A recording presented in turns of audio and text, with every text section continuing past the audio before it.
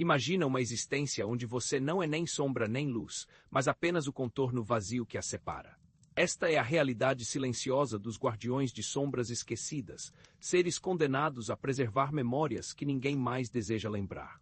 Sua vida não é marcada por dor física ou privação material, mas por uma erosão lenta da própria essência, um definhar imperceptível diante do vazio que são forçados a proteger. Para compreender a profundidade desse horror, é preciso primeiro entender o que são essas sombras. Elas não são meras ausências de luz, mas entidades psíquicas, ecos de eventos, traumas e verdades que a consciência coletiva rejeitou. São os segredos familiares enterrados, os arrependimentos nacionais apagados dos livros, as emoções humanas consideradas muito perigosas ou vergonhosas para serem mantidas. O guardião não as criou. Ele foi designado para elas, muitas vezes por acaso ou por um destino cruel, tornando-se o arquivo vivo de tudo o que o mundo decidiu ignorar. A rotina de um guardião é um ritual de isolamento meticuloso. Seus dias começam e terminam no mesmo espaço silencioso, um limbo físico que espelha seu estado interior. A primeira tarefa ao despertar é a verificação dos ecos, um processo de meditação forçada onde ele deve revisitar cada sombra sob sua custódia, garantindo que nenhuma esteja se dissipando ou, pior, ganhando força suficiente para tentar um retorno. Isso não é um ato de preservação amorosa, mas de contenção.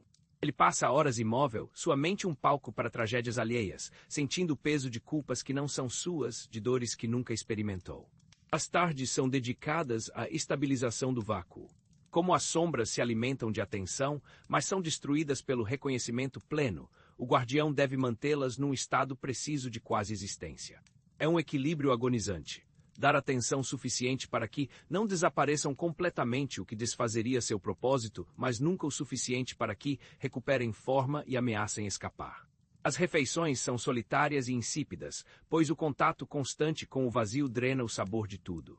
A noite traz a vigília do silêncio, onde ele deve permanecer alerta, ouvindo os sussurros indistintos das sombras, as vozes fracas de histórias que nunca serão contadas. O sono, quando vem, é invadido por pesadelos que não são seus, fragmentos de memórias alheias que se infiltram em seu repouso. As pressões dessa existência são sutis e devastadoras. A mais óbvia é a solidão absoluta. Um guardião não pode formar conexões genuínas.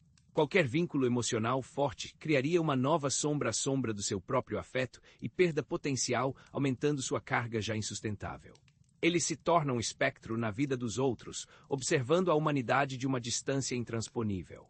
Há também a pressão paradoxal da responsabilidade sem propósito. Ele guarda algo que ninguém quer, algo cuja existência é em si um fardo. Não há gratidão, não há reconhecimento, apenas a obrigação infinita de ser a sentinela de um cemitério de ideias e emoções rejeitadas. A terceira pressão é a corrosão da identidade. Ao passar tanto tempo na fronteira do esquecimento, o guardião começa a perder a si mesmo. Suas próprias memórias, seus gostos, seus medos pessoais, começam a parecer insignificantes diante do vasto oceano de esquecimento que ele guarda. Ele se questiona: o que resta de mim quando tudo o que guardo é a ausência dos outros? O lado mais invisível desse horror reside nas consequências psicológicas profundas. A primeira é a empatia fantasma. O guardião desenvolve uma conexão profunda, quase simbiótica com as dores que guarda, mas é uma empatia que não pode levar a nenhuma ação ou consolo. É como sentir a sede de um oceano impossível de saciar. A segunda é a perversão da memória.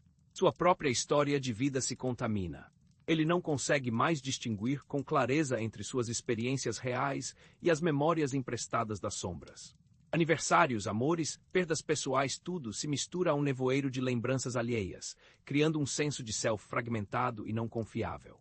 E a terceira, e talvez a mais cruel, é a nostalgia pelo nada.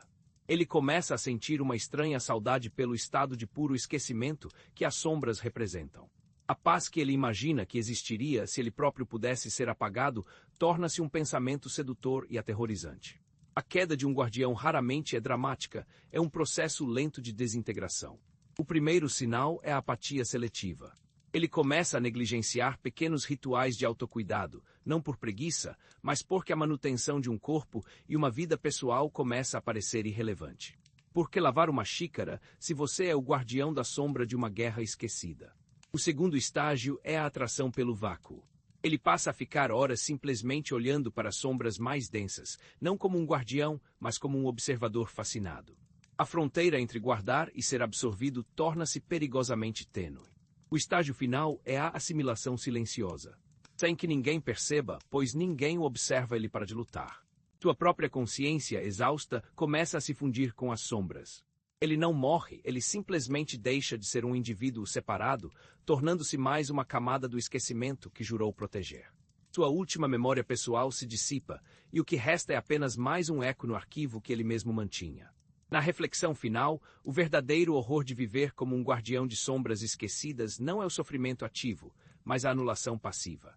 É uma sentença de vida sem vida, onde você se torna o túmulo de coisas que nunca foram propriamente enterradas.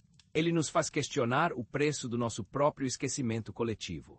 Alguém em algum lugar sempre paga o preço por aquilo que escolhemos ignorar.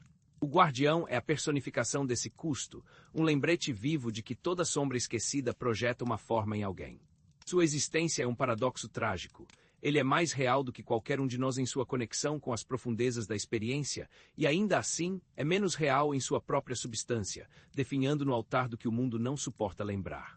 No fim, a pergunta não é por que é horrível viver assim, mas sim se, sob a superfície de nossas vidas ordenadas, não carregamos todos um pouco desse guardião dentro de nós, guardando nossas próprias sombras particulares em silêncio.